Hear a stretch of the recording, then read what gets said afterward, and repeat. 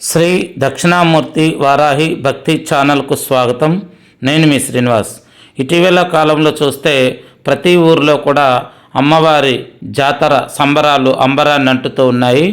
నేను విజయనగరం పైడితల్లి అమ్మవారి జాతర, అలాగే శ్రీకాకుళం జిల్లాలో జాతర, ఇలా రకరకాల ఊర్లలో ఉన్నటువంటి ఆయా దేవతల పేర్లతో గ్రామ దేవతలుగా పిలువబడుతున్న వారి యొక్క ఈ గ్రామ దేవతలు ఎవరు, అసలు వారి కథ ఏంటి, వారు ఎలా వెలిశారు అని ఇవన్నీ మనం కొన్ని పరిశోధన ద్వారా తెలుసుకుంటే మనకి అతి ముఖ్యమైనటువంటి మన గ్రామాలను రక్షించే గ్రామ దేవతలుగా ఈ దేవతలను ఎందుకు అక్కడ ప్రతిష్టాపన చేశారు అని తెలుసుకుంటే గనక, పూర్వకాలంలో మనకి ప్రయాణ సౌకర్యాలు ఎక్కువగా ఉండేవి కాదు కాబట్టి ఎక్కడో ఉన్నటువంటి కంచి కామాక్షి అమ్మవారిని దర్శించుకోవడానికి వెళ్ళలేని వారు మధుర మీనాక్షి అమ్మవారిని స్మరించుకొని ఇక్కడే ఆ అమ్మవారి ఉందని తలుచుకునేవారు.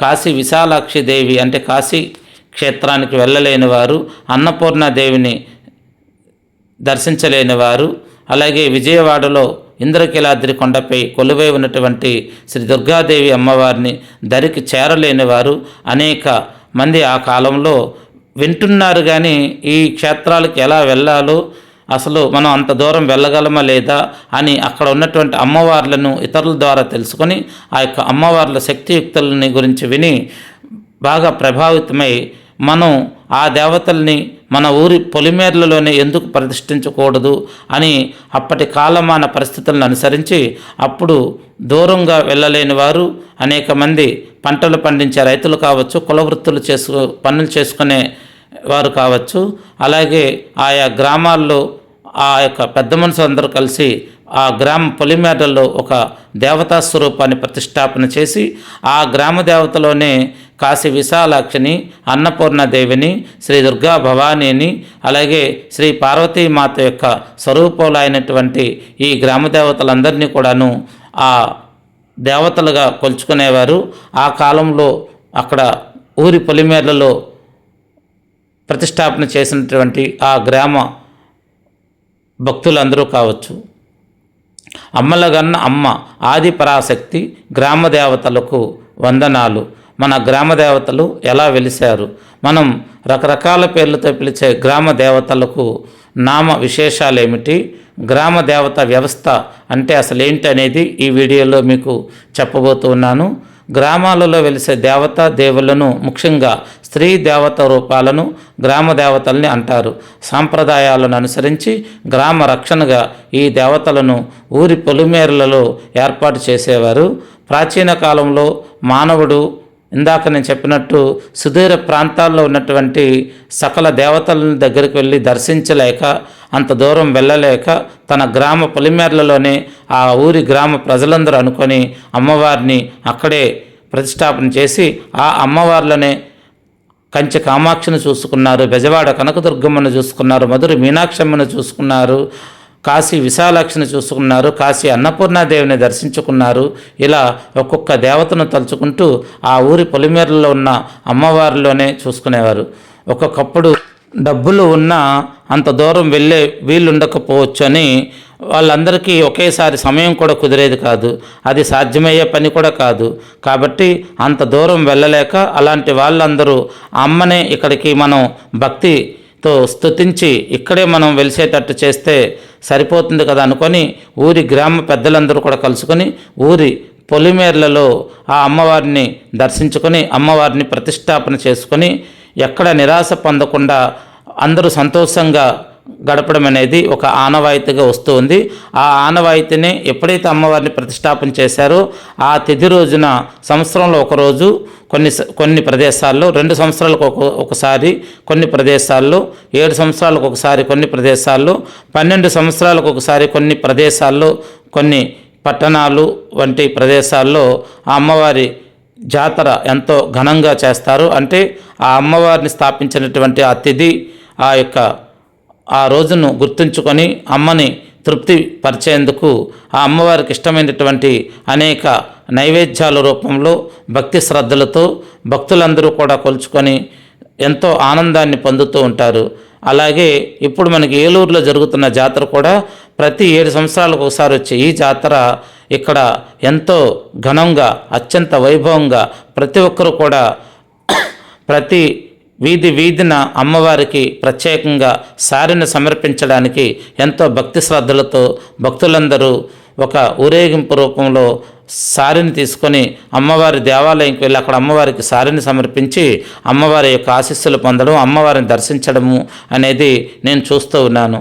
ఇంతటి గ్రామ దేవతలకు ఇంత ప్రాధాన్యత ఎందుకు వచ్చిందని నేను ఎంతో కాలంగా అందరికీ చెప్పాలని అనుకుంటూ ఉన్నటువంటి ఈ సమయము నాకు ఈ సందర్భంగా వచ్చినందుకు నేను ఆ అమ్మవారి ఆశీస్సులు అనుగ్రహం వల్ల ఇదంతా చెప్పగలుగుతున్నానని మీకు చెబుతూ ఉన్నాను. మనకు పంచభూతాలైనటువంటి భూమి, నీరు, గాలి, ఆకాశము, ఇలా వాయువు రూపంలో వెలసిన కారణంగానే ఈ ప్రపంచం ఏర్పడింది. అందుకని ఈ పంచభూతాలకు ప్రతీకలుగా 5 గ్రామ దేవతలను ఏర్పాటు చేశారు.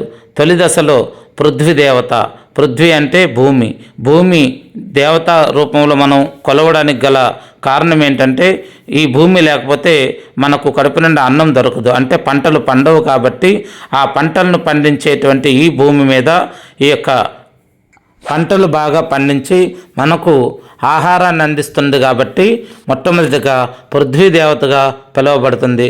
అలాగే మరికొన్ని ప్రాంతాల్లో కుంకుళ్ళు బాగా పండుతూ వాళ్ళకి జీవనోపాధ్యాయాన్ని కలిగిస్తున్నటువంటి ప్రాంతం కాబట్టి అక్కడ కుంకుళ్ళు బాగా పండడం వల్ల కుంకుళ్ళమ్మ దేవతగా మరికొందరు తలుచుకుంటూ పూజించుకుంటూ ఉంటారు. ఆ దేవతనే కుంకుళ్ళమ్మ అని కూడా అంటారు. గోగులు బాగా పూచే ప్రాంతంలో అంటే గోంగూర, గోగునార ఇవే కొందరికి జీవనాధారం కాబట్టి వారు అక్కడ అమ్మవారిని గోగులమ్మ అనే పేరుతో ఏర్పాటు చేసుకున్నారు. జొన్నలు పండే చోట జొన్నాలమ్మని, నూకలు అంటే వరి పండే ప్రాంతాల్లో నూకాలమ్మని పిలుచుకునేవారు. మొదటిసారిగా పండిన పంటను ఆ తల్లికే నివేదన చేయడము, అర్చకునిగా ఉన్నవానికి అందరూ ఆ పంటను ఇస్తూ ఉండడం, దాన్నే అతను జీవనోపాధ్యాయిగా మార్చుకొని ఉన్నంతకాలం అతను జీవిస్తూ ఉండేవాడు. ఇలా సాగుతూ ఉండేది మన గ్రామ వ్యవస్థ. పంట వేసేటప్పుడు కూడా ఈ తల్లిని ఆరాధిస్తే కానీ చేనుకి వెళ్తుండేవారు కాదు.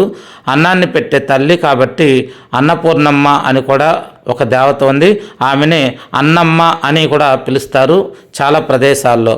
ఇక పంటలన్నీ చేతికందేక సుఖ సంతోషాలతో జాతర చేస్తుండేవారు. అమ్మవారిని గ్రామ దేవతకు ఎప్పుడైతే ఒక మంచి నక్షత్రము మరియు ఒక తిథిని చూసి ఏర్పాటు చేసుకున్నారో ఆ తిథి వచ్చినప్పుడు మరలా ఆ గ్రామంలో సంవత్సరానికి ఒకసారి ప్రత్యేకంగా అమ్మవారిని తలుచుకొని మనందరికీ జీవనాధారమైనటువంటి ఆ మహాతల్లి మన గ్రామాన్ని ఎల్లవేళలా కాపాడుతూ ఎటువంటి ఆపదలు రాకుండా మనల్ని కాపాడుతుంది కాబట్టి అనే పేరుతో సంవత్సరానికి ఒకసారి అనేక గ్రామాల్లో ప్రత్యేకంగా జాతర జరగడం అనేది మనం చూస్తూ ఉంటాం. ఆ జాతర కొన్ని ప్రదేశాలను పెట్టి సంవత్సరానికి ఒకసారి చేసే ప్రదేశాలు కొన్ని ఉంటాయి, 2 సంవత్సరాలకు ఒకసారి చేసే ప్రదేశాలు కొన్ని ఉంటాయి, 7 సంవత్సరాలకు ఒకసారి చేసే ప్రదేశాలు కొన్ని ఉంటాయి, అలాగే 12 సంవత్సరాలకు ఒకసారి చేసేటువంటి ప్రదేశాలు మరికొన్ని ఉంటాయి. ఇక రెండవ దేవత జలదేవత. రెండవది జలానికి సంబంధించిన దేవత గంగమ్మ తల్లి కాబట్టి కొన్ని ప్రాంతాల్లో గంగమ్మ అంటే చాలా లోతుగా, అంటే నదులు లోతుగా ఉండడము లేదా చెరువులు లోతుగా ఉండడం వల్ల మనకి నీరు లేకపోతే మనం బ్రతకలేము. కాబట్టి ఇక్కడ మనకి ఆ భగవంతుడు గంగమ్మ రూపంలో మనకి నీరుని అందించాడు కాబట్టి కొన్ని ప్రాంతాల్లో గంగానమ్మ అనే పేరు మీద ఈ తల్లిని పూజించడం మొదలుపెట్టారు. అలా ఈ తల్లి భూమి మీద మనకి గంగానమ్మ పేరుతో పిలువబడుతూ ఉంటుంది. ఈ తల్లిని చూడాలంటే కొన్ని ప్రదేశాల్లో, అంటే ఇప్పుడు మనం శ్రీశైలం వెళ్ళామనుకోండి, నదిలో స్నానం చేయాలంటే పాతాళ లోకం అని పిలువబడుతుంది. మనం చాలా మెట్లు దిగాలి, అంటే గంగమ్మను అక్కడ మనం దర్శించుకోవాలి. అలాగే కాశీ క్షేత్రానికి వెళ్ళాలన్నా కానీ ఆ ఘాట్లో మెట్లు దిగి ఆ గంగలో మునిగి మనం స్నానం చేస్తూ ఉంటాం. కాబట్టి ఆ విధంగా ఆ గంగమ్మ తల్లినే గంగానమ్మగా, అంటే పంటలకు నీరు ఆధారం కాబట్టి ఆ ఆధారమైన నీరు లేకపోతే మనకి పంటలు పండవు కాబట్టి అక్కడ భూమి లేకపోతే పంట పండదు, ఇక్కడ నీరు లేకపోయినా పంట పండదు కాబట్టి ఇక్కడ గంగమ్మని గంగానమ్మ తల్లిగా పూజలు చేయడం ప్రారంభించారు. ఇక మన ఇంట్లో మనందరికీ ఒక ఆహారం కావాలంటే, మనం భోజనం చేయాలంటే మనకి అగ్నిదేవతగా ఒక సాక్షి ఉండాలి కాబట్టి ఆ అగ్నిదేవత అంటే తేజస్సు అని అర్థము. పగటిపూట తేజస్సునిచ్చే సూర్యునికి ప్రతీకగా సూరమ్మను, రాత్రిపూట తేజస్సునిచ్చే చంద్రునికి ప్రతీకగా పున్నమ్మను దేవతలుగా మన పూర్వీకులు పూజించేవారు. చిత్తూరు పున్నమ్మ గుడిలో హారతి సమయంలో పంబళ్ళు వాయిస్తారు. హారతి చూస్తే అమ్మవారు ఆనందంతో వెలిగిపోతున్నట్టు కనిపిస్తూ ఉంటుంది. అది ఇప్పుడు మరి కొనసాగుతుందో లేదో తెలియదు ఆ ఆచారం అనేది. సూరమ్మను ప్రతి అమావాస్య నాడు, పున్నమ్మను ప్రతి పౌర్ణమి నాడు పూజించే విధంగా ఏర్పాటు చేసుకొని, సూరమ్మ అంటే సూర్యుడిని సూరమ్మగా అమావాస్య నాడు, పున్నమ్మను ప్రతి పౌర్ణమి నాడు పూజించే విధంగా ఏర్పాటు చేసుకొని తమ కులవృత్తిని ఆ రోజు పక్కన పెట్టి ఆ అమ్మవారి జాతరగా చేయటము, లేదా ఆ అమ్మవారిని ఆ రోజు అందరూ ప్రత్యేకమైనటువంటి నైవేద్యాలు తయారు చేసి భజనలు కీర్తనలతో అమ్మవారిని మెప్పించడము, అమ్మవారిని స్తుతించడము అనేక గ్రామాల్లో పూర్వము చేసుకునేవారు. ఇక అమ్మకి కుడి కన్ను సూర్యుడిగాను, ఎడమ కన్ను చంద్రుడిగాను ఆ తల్లికి పెట్టిన పేరు ఇరు కలలమ్మ, అంటే సూర్యచంద్రుల కళ ఉన్న అమ్మ అని అర్థము. తర్వాత వాయుదేవత, నాలుగవది వాయువు. కరువలి అంటే పెద్ద గాలి, అంటే గాలి లేకపోయినా మనం బ్రతకలేము కాబట్టి శ్వాస పీల్చడము మరియు శ్వాస వదలడం, అంటే గాలి పీల్చడం గాలి వదలడం వంటి ఉంటాయి కాబట్టి. అయితే కొండ ప్రాంతాల్లో ఉండేవారికి విపరీతమైన కొండ గాలి వీచినప్పుడు ఏ ఉపద్రవము రాకుండా రక్షించేందుకు కరువులమ్మను ఏర్పాటు చేసుకున్నారు. అలా మనకి కొండ ప్రాంతాల్లో ఉన్న దేవత కరువులమ్మగా ఏర్పాటు చేసుకున్నారు. ఆమె కొండమ్మ తల్లిగా మరికొందరు పిలుస్తూ ఉంటారు. తర్వాత ఆకాశ దేవత, ఆకాశం ఎత్తులో ఉన్నందున కొండ ప్రాంతాల్లో ఉండేటువంటి అమ్మవారికి అక్కడ ప్రతిష్టాపన చేసుకున్నప్పుడు అక్కడ అమ్మవారిని ఆకాశ దైవానికి ప్రతీకగా తీసుకున్నారు. పిడుగులు, మెరుపులు, గాలివాన ఇలాంటి వాటి నుండి రక్షించేందుకు ఆ తల్లిని ఏర్పాటు చేసుకున్నారు. గ్రామ దేవత నామ విశేషాలు, మనం రకరకాల పేర్లతో పిలిచే ప్రతి గ్రామ దేవత పేరు వెనుక ఒక రహస్య పరమార్థం ఉంటుంది. సొంత ఊరిని విడిచి వలస వెళ్ళేటువంటి ఎందరో వ్యక్తుల్ని ఈ రోజుల్లో మనం చూస్తూ ఉంటాం. అలా వెళ్ళేటప్పుడు ఆ సొంత ఊరి గ్రామ దేవతను దర్శించి, అమ్మ ఇక్కడ నాకు ఉపాధి లేదు, ఫలానా ఊరికి నేను వెళ్ళి ఉపాధి చేసుకోవడానికి వెళ్తూ ఉన్నాను, సంవత్సరానికి ఒకసారో లేదో నాకు వీలైనప్పుడు వచ్చినప్పుడంతా నిన్ను దర్శించుకొని వెళ్తూ ఉంటాను, కాబట్టి నిన్ను నమ్మి నేను పరాయి ఊరికి వెళ్తూ ఉన్నాను వృత్తిరీత్యా. అక్కడికి వెళ్ళినప్పుడు అక్కడ ఉన్న దేవతలతో మేము వస్తున్నట్టు సంగతి తెలియపరిచి మమ్మల్ని చల్లగా చూడమని మా తరపున మీరు అక్కడ ఉన్న పొలిమేరలో ఉన్నటువంటి అక్కడ గ్రామ దేవతలకు తెలియపరచవలసిందిగా అని దండం పెట్టుకొని ఒక సొంత ఊరిని విడిచి పొరుగురు వెళ్తూ ఉంటారు కొంతమంది. ఈ రాకపోకలను గమనిస్తూ ఊరి పొలిమేరలో ఉండే తల్లి పొలిమేరమ్మ క్రమంగా పోలేరమ్మగా పిలువబడుతూ ఉంది. ఎల్ల అంటే సరిహద్దు అని అర్థము. అందుకే ఎల్లమ్మ కూడా ఈ పనిని చేసేదన్నమాట. అందువల్ల ఎల్లమ్మ అనే పేరుతో చాలా ప్రదేశాల్లో నేటికి పిలువబడుతూ ఉంది గ్రామదేవతగా. ఒక వ్యక్తికి జీవన భృతి పోషించే తల్లి అంటే మనకి భోజనము, ఆహారం వంటివి మనందరికీ కావాలి కాబట్టి, మనం పెరిగి పెద్దవాళ్ళు అవ్వాలంటే పోషించే తల్లి అమ్మవారు కాబట్టి పోచ అని పిలిచేవారు. పోచ ప్లస్ అమ్మ అంటే పోచమ్మ అని మనకి కొన్ని ప్రాంతాల్లో పోచమ్మగా పిలువబడుతుంది ఈ అమ్మవారు గ్రామదేవత. ఎల్లమ్మ తల్లి తన భక్తులకు ఎటువంటి వ్యాధులు రాకుండా నివేదించేదైతే పోచమ్మ మనకి ఎటువంటి ఆహార పదార్థాలకు కొరత లేకుండా మనకు కడుపు నిండా భోజనాన్ని అందించే దేవత, అంటే పోషించే దేవత కాబట్టి పోచమ్మగా పిలువబడుతూ ఉంది. ప్రతి వ్యక్తికి ఇంతకాలం జీవించాలనే ఓ కట్ట అవధి ఏదుందో ఆ కట్టని మేయగల, ఆ అవధిని రక్షించగల అమ్మే కట్టమేసే ప్లస్ అమ్మ, కట్టమైసమ్మ అని చాలా ప్రదేశాల్లో మనం ఈ పేరు గ్రామదేవతగా వింటూ ఉంటాం, కట్టమైసమ్మగా.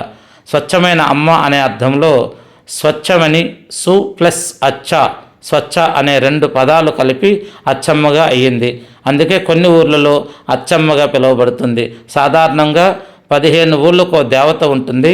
మా ఊళ్ళన్నింటికీ అమ్మ అనే అర్థంలో ఆమెను మా ఊళ్ళమ్మ అని పిలుస్తూ కొన్ని గ్రామాల్లో కొన్ని ప్రదేశాల్లో మా ఊళ్ళమ్మగా పూజిస్తూ ఉంటారు. క్రమంగా ఆవిడే మా ఊళ్ళమ్మగా కొలవబడుతూ ఉంది. ప్రజల మనసులో పుట్టే ఏ కోరికనైనా మంచిదో కాదో తానే నిర్ణయించి కోరిన కోరికని తీర్చే బాధ్యతని స్వీకరించి భక్తులకు అండగా నిలిచే తల్లి తలుపులమ్మ. తలపు అంటే ఆలోచన, వాటిని తీర్చే తల్లి తలుపులమ్మ క్రమంగా తలుపులమ్మగా మారింది. అందుకే కొన్ని ప్రదేశాల్లో తలుపులమ్మ తల్లిగా గ్రామదేవతగా పూజించబడుతుంది. ఇంట్లో నుండి బయటకు వెళ్ళేటప్పుడు ఆ తల్లికి లేదా భార్యకి ఎలా చెప్తాము, అలాగే ఆ తల్లిని ప్రార్థించి ఉన్న ఊరు నుంచి ఒక ఊరికి వెళ్ళేటప్పుడు ప్రార్థించి వెళ్తూ ఉంటారు. శంకరునితో కలిసి అర్ధనారీశ్వర రూపంతో అమ్మవారు ఉండేది. ఆ కారణంగా శంకరుని మెడ మీద గలము అంటే మచ్చ, అంకము కారణముగా అంకాగాలమ్మ అంటే అంకాలమ్మగా మారిపోయింది. అలాగే పొలిమేరులో ఉండే మరొక తల్లి శీతలాంబ. ఈమె చేతుల్లో చీపురు చాట ఎప్పుడు ఉంటాయి. అంటే ఊరిని ఎప్పుడు శుభ్రంగా ఉంచాలని, అలాగే ఆ ఊరికి పట్టిన దరిద్రాలు కావచ్చు, ఆ ఊరిలో ఉన్నటువంటి వారిపైన వచ్చేటువంటి వ్యాధులు కావచ్చు, అనేక రకాలటువంటి రోగాలకు ఈమె తను చీపురుతో ఊడ్చి అవతల పడేస్తుందని ఈ తల్లిని శీతలాంబగా కొన్ని ప్రదేశాల్లో పిలుచుకుంటూ ఉంటారు. ఈ శీతలాంబ అనే పేరుతో మనకి చాలా తక్కువ ప్రదేశాల్లో వినబడుతుంది. ఎందుకంటే ఈ శీతలమ్మ అనే పేరు చాలా శక్తివంతమైంది. ఈమె దగ్గర మనం సాధారణ గ్రామ దేవతల దగ్గర ఉన్నట్టు ఈమె దగ్గర ఉండకూడదు. ఈమెను మనం కొలవడం ద్వారా మనం ఏదైనా ప్రయాణం చేసేటప్పుడు మనకి యాక్సిడెంట్లు అవ్వకుండా ఈ తల్లి తన రక్షిస్తూ ఉంటుందని ఈ యొక్క శీతలాంబ దేవాలయం మనకు ప్రయోగలో అంటే మాధవేశ్వరి శక్తిపీఠంలో ప్రయోగ అంటే త్రివేణి సంగమంలోని ఒక మూలకు ఈ శీతలమ్మ తల్లి దేవాలయం ఉంటుంది. ఈమె చేతుల్లో చీపురు చాట ఉంటాయి. అంటే మనకి కలిగేటువంటి వ్యాధులను పారద్రోలేందుకు మనకి ఈ అమ్మవారు మనం ఇంట్లో చెత్తను ఎలాగైతే ఊడ్చి అవతల పడేస్తామో మన ఒంట్లో ఉన్నటువంటి భూత ప్రేత పిశాచ గణాలన్నిటిని కూడాను పరిగెట్టిస్తుందని అర్థం. అలాగే గ్రామంలోని ప్రజలకు వ్యాధులను కలిగించే క్రిమి కీటకాలని భయాన్ని కలిగించే భూత ప్రేత పిశాచ గణాలను గ్రామంలో రాకుండా ఊడ్చే చాటలోకి ఎత్తి అవతల పారబోసేస్తుంది అని ఈ దేవతకి శీతలమ్మగా పిలువబడుతుంది. పాములు బాగా సంచరించే చోటులో ఉండే దేవత తల్లి పుట్టమ్మ. ఈమె గుడిలో అనేక పుట్టలుంటాయి. అక్కడే సుబ్రహ్మణ్య షష్ఠికి అందరూ పుట్టలో పాలు పోస్తారు. ఈ తల్లికే నాగేశ్వరమ్మ అని కూడా అంటారు. పాము ప్లస్ అమ్మ పాపమ్మ అవుతుంది. కాబట్టి పాపమ్మ అనే పేరుతో మరికొన్ని గ్రామాల్లో పిలువబడుతూ ఉంది. సుబ్రహ్మణ్యేశ్వరుడి పేరు మీదే సుబ్బ ప్లస్ అమ్మ, సుబ్బమ్మగా కూడా దైవంగా ఈ అమ్మవారు కొన్ని ప్రదేశాల్లో పూజలు అందుకుంటుంది. వర్షాన్ని పంటనిచ్చే తల్లి బతుకమ్మ. కాబట్టి గ్రామ ప్రజల మంచిని చూసుకునే అమ్మ కన్నమ్మగా ఎప్పుడు సత్యాన్ని నిదర్శనాన్ని చూస్తూ ఉండే తల్లి సత్య ప్లస్ అమ్మ సత్తమ్మగా పిలువబడుతూ ఉంది అనేక గ్రామాల్లో. అలాగే పొల్ల వికసించిన కళ్ళున్న అమ్మ పుల్లమ్మ ప్రతి విషయాన్ని ఎంతో శ్రద్ధగా పరిశీలించి చూస్తుంది. కాబట్టి ఆమె పుల్లమ్మ అయింది. ఇక ప్రతి శుభకార్యానికి నైవేద్యాన్ని అర్పించుకునే చోట ఉన్న తల్లి అర్పణ ప్లస్ అమ్మ అర్పణలమ్మ క్రమంగా అప్పలమ్మ అయినది. బెల్లం బాగా ఉన్న ప్రాంతాల్లో ఈ తల్లికి అప్పాలు బాగా ఇష్టమంటూ భావించే భక్తులు అప్పాల ప్లస్ అమ్మ అప్పలమ్మ అన్నారు. అమ్మవార్లు ఊరేగింపులో అన్నిటికన్నా చిన్నది బాలా త్రిపుర సుందరి విగ్రహానికి సమమైన ఉజ్జి అయినది పెంటి ప్లస్ అమ్మ పెంటమ్మగా పిలువబడుతుంది. మనకి భోజనాన్ని అందించగల తల్లి అనే అర్థంలో బోనములు భోజనం అనే పదానికి వికృతి ప్లస్ అమ్మ బోనాలమ్మగా పిలువబడుతూ ఉంది. అయ్య అయిన శంకరునికి అమ్మ భార్య కాబట్టి ఈమెను అయ్యమ్మ అని కూడా కొన్ని చోట్ల పిలుస్తూ ఉంటారు. లలితాంబ భండాసురుని చంపేందుకు గుర్రాల మీద కూర్చున్న స్త్రీ సైనికుల సైన్యంతో వెళ్ళినది కాబట్టి కొన్ని ప్రదేశాల్లో గుర్రాల ప్లస్ అమ్మ గుర్రాలమ్మగా పిలువబడుతూ ఉన్నది. ఊరు పేరును పెట్టి పెట్టి పీల్చుకునే దేవతలు కొందరున్నారు. సోమప్రోల ప్లస్ అంబ, సోమపోలమాంబ అన్నారు. సోమప్రోలు అనే గ్రామము ఉత్తరాంధ్ర శ్రీకాకుళం జిల్లాలోని సోంపేటలో సోమపోలమాంబగా అమ్మవారు పిలువబడుతుంది. పేర్లు ఏవైతేనేమి ఆ తల్లి ఎప్పుడూ మనకు తోడుగా అండగా నిలిచి మనందరినీ కంటికి రెప్పలా కాపాడుతుంది. శ్రీ పార్వతీదేవి అనేక రూపాల్లో మన కోసం మన గ్రామ పొలిమేర్లలో మనల్ని కాపాడటానికి, మనకి ఎటువంటి వ్యాధులు రాకుండా ఉండడం కోసం అనేక రూపాలలో అనేక పేర్లతో పిలువబడుతోంది. ఇప్పుడు కొన్ని గ్రామాల్లో ఉన్నటువంటి కొన్ని పేర్లు మీకు ఈ వీడియో ద్వారా నేను చెప్పదలుచుకున్నాను. ఎన్నో గ్రామ దేవతలు ఉన్నా కానీ మనకి బాగా ప్రసిద్ధమైనటువంటి కొన్ని గ్రామాలు అక్క చెల్లెళ్ళుగా పిలువబడుతూ పార్వతీ అమ్మవారు ఈ గ్రామాల్లో ఆయా గ్రామాల దేవతలుగా కొలువై ఉండి అక్కడ గ్రామ ప్రజలందరినీ రక్షిస్తుందని ఒక బలమైనటువంటి నమ్మకం నేటి గ్రామాల్లో కావచ్చు, పట్టణాల్లో కావచ్చు, నగరాల్లో కావచ్చు అనేక మంది ప్రత్యేకంగా సంవత్సరంలో ఒకసారి వచ్చేటువంటి ఒక జాతర సందర్భంగా అమ్మవారి యొక్క పూజలు, అమ్మవారికి చెల్లించే నైవేద్యాలు, బోనాలు వంటివి ఎన్నో ఈ భారతదేశ సంస్కృతికి, సాంప్రదాయానికి నిలువుటద్దముగా నేటికి నిలుస్తూ మనందరికీ భారతీయ సాంప్రదాయాలు, సంస్కృతి పట్ల ఉన్నటువంటి గౌరవాన్ని చాటి చెబుతూ ఎందరో ఈ భారతదేశంలో మత ఛాందసవాదులు వచ్చి మన హిందూ ధర్మాన్ని నాశనం చేసి కళ్ళతో చూడాలని కంకణం కట్టుకున్న ఎందరో దుర్మార్గులకు పరుగులు పెట్టించే గ్రామ దేవతలుగా నేటి అమ్మవారి 101 మంది అక్కా చెల్లెళ్ళని అంటారు. కానీ చాలామంది ఉన్నారు. అయితే ఇక్కడ ఇంకో విషయం ఏంటంటే ఈ భూమి మీద మొట్టమొదట పుట్టిన క్షేత్రం కాశీ క్షేత్రం అని మనకి పురాణాల్లో చెబుతుంది. అలాగే చివరాఖరికి భూమి మీద మిగిలే క్షేత్రం కూడా కాశీ క్షేత్రం మిగులుతుందని మనకి పురాణాలు చెబుతున్నాయి. అటువంటి కాశీ క్షేత్రానికి అంటే కాశీ ఒక గ్రామంగా వెలిసినప్పుడు ఆ గ్రామదేవత రక్షణగా శ్రీ ఉగ్రవారాహిదేవి అమ్మవారు రక్షణగా ఉంటుంది. కాబట్టి ఇంతమంది గ్రామ దేవతలందరికీ కూడా అతిపెద్ద గ్రామ దేవతగా శ్రీ వారాహిదేవి అమ్మవారిని ఆరాధించడం పరిపాటిగా కాశీక్షేత్రంలో ఉన్నటువంటి విశాలాక్షి, విశ్వేశ్వరుడు, ఆ అమ్మవారికి పార్వతీదేవి మరో రూపంలో మనందరికీ గ్రామ దేవతల రూపంలో ఉన్నదని ఇప్పుడు మీకోసం ఈ అమ్మవారి పేర్లు. ఓం పాగేలమ్మ దేవతాయై నమః. దీనికి ముందు మనం అధిదేవత అయినటువంటి శ్రీ పార్వతీదేవి వారాహిదేవి రూపంలో ఉంది కాబట్టి శ్రీ వారాహిదేవి అమ్మవారిని ఒక్కసారి మనం భక్తి శ్రద్ధలతో తలుచుకుందాం. ఓం కాశీ క్షేత్ర నివాసిని, కాశీ క్షేత్రగా గ్రామ పాలకని శ్రీ ఉగ్రవారాహిదేవ్యై నమః. చౌరాసి నివాసిని శ్రీ మత్స్యవారాహిదేవ్యై నమః. తంజావూరు నివాసిని శ్రీ మహావారాహిదేవ్యై నమః. శ్రీ ముఖలింగేశ్వర క్షేత్ర నివాసిని శ్రీ పార్వతీ వారాహిదేవ్యై నమః. ఓం ఐం హ్రీం శ్రీం ఓం ఐం హ్రీం శ్రీం ఐం గ్లౌం ఐం నమో భగవతి వార్తాలి వారాహి వరాహముఖి అందే అందిని నమః. రుందిని నమః. జంబిని నమః. మోహిని నమః. స్తంభిని నమః. సర్వదుష్ట ప్రదుష్టానాం సర్వేషాం సర్వవాక్కు చిత్తచక్షుర్ముఖగతి జిహ్వ స్తంభనం కురు శీఘ్రం వశ్యం కురు. ఐం గ్లౌం టహ హుం అస్త్రాయ ఫట్ స్వాహ. ఇది శ్రీ వారాహి దేవతాయే నమః. మిగతా ఈ వీడియో చాలా పెద్దగా అయిపోతూ ఉందండి. మీకు చూసేంత ఓపిక ఉండదు కాబట్టి ఒకే వీడియోలో మిగతా అమ్మవారి పేర్లు అందరూ చెప్పను. ఇక్కడతో ఈ వీడియో ముగుస్తూ ఉన్నాను. మీ అందరికీ ఈ వీడియో నచ్చినట్లయితే అందరికీ షేర్ చేయండి. ఈ వీడియోకి కొనసాగింపుగా 2వ పార్ట్లో మన గ్రామ దేవతల యొక్క పేర్లతో అష్టోత్తర శతనామావళి పూజగా మీ అందరికీ నేను పరిచయం చేయబోతూ ఉన్నాను. ఓం శక్తి పరాశక్తి.